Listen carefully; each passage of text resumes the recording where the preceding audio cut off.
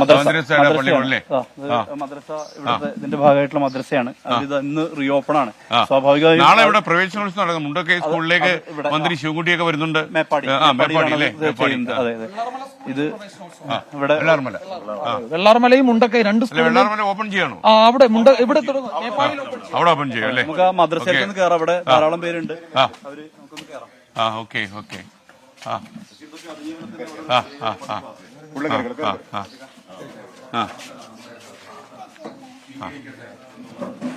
MLA നമസ്കാരം. MLA ഞങ്ങൾ ഇവിടെ ഉണ്ട്. ഇവിടെ ഞങ്ങൾ ഓക്കെ. MLA സംസാരിച്ചോളുക. നിങ്ങളെ കുട്ടികളെയൊക്കെ കണ്ട് ഒരു സന്തോഷം പറയാം. Sorry for interruption. Ashmi, Vijayakumar, മറ്റുള്ള പരിവാരങ്ങളും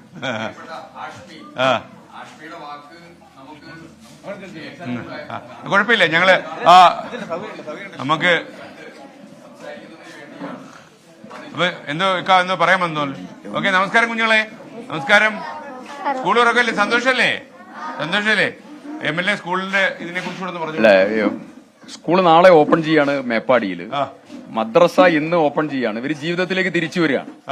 അപ്പൊ ആ തിരിച്ചു വരുന്ന സമയം ഞാൻ 24ന്റെ പരിപാടി കഴിഞ്ഞ് ഇവിടെ നടക്കുമ്പോൾ ഞാൻ ഇങ്ങോട്ട് ഇവരെയൊക്കെ ഒന്ന് കാണാൻ വേണ്ടി വന്നു. തീർച്ചയായും ഈ കുട്ടികളുടെയൊക്കെ മുഖത്ത് നേരത്തെ ഉണ്ടായിരുന്ന ഒരു കരിവാളിപ്പിന്റെ അന്തരീക്ഷത്തിൽ നിന്ന് മാറി പരസ്പരം കാണുമ്പോഴുള്ള ഒരു സന്തോഷമൊക്കെ ഫീൽ ചെയ്യും. ആ സന്തോഷമാണ് നമുക്ക് വേണ്ടത്.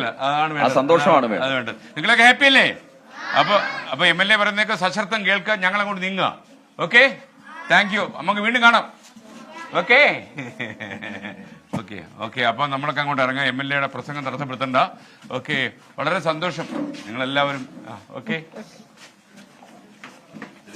ഓക്കെ. അപ്പോ നിങ്ങള് നമ്മൾ ഈ സ്കൂളിനെ കുറിച്ച് മദ്രസയെ കുറിച്ച് അതിജീവനത്തിന്റെ പ്രതികരണം എന്ന് പറഞ്ഞാൽ 1 മാസത്തിനിപ്പുറം മദ്രസ വീണ്ടും പ്രവർത്തനം തുടങ്ങുന്നു. ഇതുവരെ കാണാതെ കുട്ടികൾ പരസ്പരം വീണ്ടും കാണുകയാണ്. ആ കുട്ടികൾ ആരൊക്കെ ബാക്കിയില്ല എന്നുള്ള വലിയ വിഷമങ്ങളും വേദനകളും ട്രോമകളൊക്കെ ഉണ്ട് എന്ന് പറയുമ്പോൾ പോലും വീണ്ടും ക്ലാസ് തുടങ്ങുന്നു. വീണ്ടും അധ്യയനത്തിന് അതിജീവന പാഠങ്ങൾ ഒക്കെ വീണ്ടും കുട്ടികൾ കിട്ടുക. നാളെ ഇപ്പോ ഈ വെള്ളാർമല സ്കൂൾ, മേപ്പാടി സ്കൂളില് വെള്ളാർമല സ്കൂളിൽ അപ്പൊ സ്കൂൾ മദ്രസയൊക്കെ ആകുമ്പോൾ കുട്ടികളൊക്കെ കൊണ്ട് ഗംഭീരാവസ്ഥയാണ്. ആഷ്മി, നമ്മളെ എന്തോ അവിടുത്തെ അല്ലേ സാന്ത്വനം വേറൊരു ഇവിടെ വലിയ തുടക്കം തൊട്ട് രക്ഷാപ്രവർത്തനം ഭക്ഷണ വിതരണം അതിന്റെ ഓഫീസ് കുട്ടികളൊക്കെ ഉണ്ട്.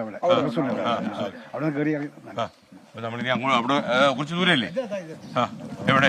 ഓക്കെ. അപ്പൊ നമുക്ക് ഇപ്പൊ ഏതാനും നിമിഷങ്ങൾക്കൊക്കെ നമ്മളിപ്പോ മോർണിംഗ് ഷോ അവസാനിപ്പിക്കും. നിങ്ങൾക്ക് അറിയുന്ന പോലെ ചന്ദ്രഗിരി ഓഡിറ്റോറിയത്തിൽ കൽപ്പറ്റയിൽ ഈ നമ്മുടെ പ്രേക്ഷക ജില്ലാ സമ്മേളനം ആരംഭിക്കുക. ഇത്തവണത്തെ ജില്ലാ സമ്മേളനം ഒന്ന് വരൂ. ജില്ലാ സമ്മേളനം, പ്രേക്ഷകർ ജില്ലാ സമ്മേളനം നമ്മൾ ആരംഭിക്കാൻ നിമിഷങ്ങൾ. ഈ ജില്ലാ സമ്മേളനം ഇത്തവണ പൂർണ്ണമായും വയനാട് സമർപ്പിക്കുകയാണ്. പുനരധിവാസത്തിന്റെ വഴിയിലാണ്. മാത്രമല്ല നമ്മൾ ലോകത്തോട് വിളിച്ചു പറയാൻ ഉദ്ദേശിക്കുന്ന കാര്യം ചൂരൽമല, മുണ്ടക്കൈ, പുഞ്ചിരിവട്ടം ഈ 3 പ്രദേശങ്ങളിൽ 3 വാർഡുകളിൽ മാത്രം നടന്ന ഒരു ദുരന്തമാണ്. പക്ഷെ നമ്മൾ നിർഭാഗ്യവശാൽ മാധ്യമങ്ങളിൽ പലതും വയനാട് ദുരന്തമെന്ന് ആദ്യകാലം സൂചിപ്പിച്ചതുകൊണ്ട് മറ്റ് പുറം ലോകത്തേക്ക് പോയ ഒരു സന്ദേശം എന്താണെന്ന് ചോദിച്ചാൽ വയനാട് മുഴുവൻ ദുരന്തത്തിലാണ്. എന്നാൽ ടൂറിസം കൊണ്ട് ഭക്ഷണം വയ്ക്കുന്ന ആളുകൾ വല്ലാത്ത ബുദ്ധിമുട്ടിലാണ്. കാര്യം വയനാടിന്റെ സൗന്ദര്യത്തിനോ വയനാടിന്റെ പൊതുവെയുള്ള ഭംഗിക്കോ യാതൊരു തകരാറും ഉണ്ടായിട്ടില്ല. വയനാട് അതിന്റെ വർദ്ധിത വീര്യത്തിലാണ്. നമ്മളെപ്പോഴും പറഞ്ഞത് കരുത്താറിച്ചുകൊണ്ടിരിക്കുകയാണ് ജീവിതത്തിലേക്ക് വയനാട്. മാത്രമല്ല ഈ ചൂരൽമല ഭാഗങ്ങൾ പോലും തിരിച്ചു വന്നുകൊണ്ടിരിക്കും. ഇപ്പൊ ഈ കുട്ടികളുടെയും അമ്മമാരുടെയൊക്കെ നമ്മൾ കണ്ട ഉമ്മമാരുടെയൊക്കെ മുഖം കണ്ടില്ലേ? അവരൊക്കെ തന്നെ ഒരു സജീവമായ ഒരു സാന്നിധ്യം അവർക്ക് ജീവിതത്തിൽ ഉണ്ടായിരിക്കുന്നു. അപ്പോൾ അവരൊക്കെ ചിരിയിലേക്ക് മടങ്ങുന്നു. നമുക്ക് എന്തായാലും ഈ പ്രതിസന്ധി അതിജീവിച്ചേ പറ്റും. നമ്മളിപ്പോൾ കാണാൻ പോകുന്നത് ഈ സാന്ത്വനം എമർജൻസി ഹെൽപ്പ് ഡെസ്കിന്റെ ആഭിമുഖ്യത്തിൽ അവിടെ ക്രസന്റ് ഇംഗ്ലീഷ് മീഡിയം സ്കൂള് പ്രവർത്തനം തുടങ്ങിയിട്ടുണ്ട്. അപ്പോൾ ആ പ്രവർത്തനം തുടങ്ങിയ സ്ഥലത്തേക്കാണ് നമ്മളൊന്ന് പോകുന്നത്. അപ്പോൾ ഈ കുട്ടികളെ ഒന്ന് കാണുക. കുഞ്ഞുങ്ങളെ വരിക.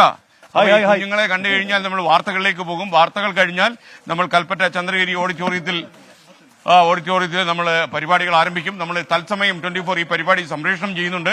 ലോകമെമ്പാടും ഇരുന്ന് മലയാളികൾക്ക് ഇത് കാണാൻ കഴിയും. നമ്മൾ ഈ ചെരുപ്പൂരാൻ സമയമില്ലാത്തതുകൊണ്ട് നമ്മൾ ഊരുന്നില്ല. ഓക്കെ. അപ്പൊ നമ്മള് സാന്ത്വനം അല്ലേ? ഓക്കെ. ഹാഷ്മി, സന്തോഷം. നിങ്ങൾ എല്ലാരും ഇവിടെ ഉണ്ടല്ലോ അല്ലേ? അപ്പൊ താങ്ക് യു. നിങ്ങളെ കാണുക എന്നുള്ളതായിരുന്നു നമ്മുടെ ആണല്ലേ? ഓക്കെ. അപ്പൊ നിങ്ങൾ മിടുക്കന്മാരായിട്ടും വാഴുക കേട്ടോ. ഓക്കെ. മനസ്സിലായി. ഓക്കെ. എന്തായാലും താങ്ക് യു. ഓക്കെ. ആഷ്മി, അപ്പൊ നമുക്ക് തൽക്കാലം അവസാനിപ്പിക്കാം.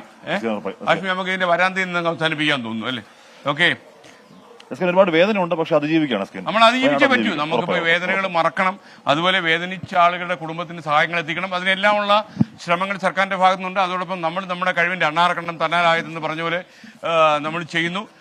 ഇനിയിപ്പം പ്രിയപ്പെട്ട പ്രേക്ഷകർക്ക് അറിയുന്ന പോലെ ഇനി കൃഷ്ണ ചെറിയാൻ 24 റൗണ്ട് വാർത്തകളുമായിട്ട് വരികയാണ്.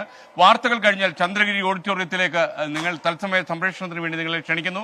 അവിടെ ഒരുപാട് ദുരിതാശ്വാസം പ്രവർത്തനം നടത്തിയ ആൾക്കാർ വരും, രക്ഷാപ്രവർത്തകർ വരും, അതുപോലെ ദുരിതാശ്വാസങ്ങൾ ആവശ്യമുള്ള ആളുകളുണ്ടാകും. അവർക്കുള്ള സഹായം നമ്മൾ ക്രൗഡ് ഫണ്ടിങ്ങിലൂടെ പിരിച്ച പണമൊക്കെ അവിടെ വെച്ച് വിതരണം ചെയ്യുകയാണ്.